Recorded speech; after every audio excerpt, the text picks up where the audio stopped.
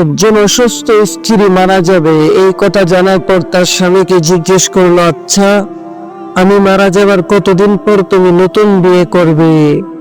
স্বামী বলল, যতদিন পর্যন্ত তোমার কবরের মাটি একেবারেই শুকিয়ে না যাবে ততদিন পর্যন্ত আমি বিয়ে করব না। কয়েকদিন পর স্ত্রী মারা গেল। প্রতিদিন স্বামী কবর জিয়ারত করতে যেত আর দেখতো কবরের মাটি শুকিয়েছে কিনা, কিন্তু প্রতিদিনই সে দেখতো নতুন কবরের মাটির মতো ভিজাই রয়ে গেছে। তখন স্বামী ভাবলো, এতদিন হয়ে গেল কবরের মাটি শুকাচ্ছে না কেন, এটা কিভাবে সম্ভব? একদিন স্বামী সেই কবরের পাশ দিয়ে হেঁটে যাচ্ছিল। হঠাৎ সে দেখতে পেল তার শালা কবরের ওইখান থেকে আসছে।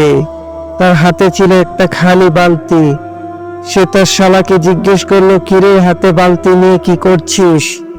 শালা বলল, দুলাভাই, আমার বোন মারা যাবার আগে আমাকে বলে গিয়েছিল প্রতিদিন যাতে আমি আমার বোনের কবরে পানি ঢালি, এতে মনে হয় আমার বোন কবরে শান্তি পাবে।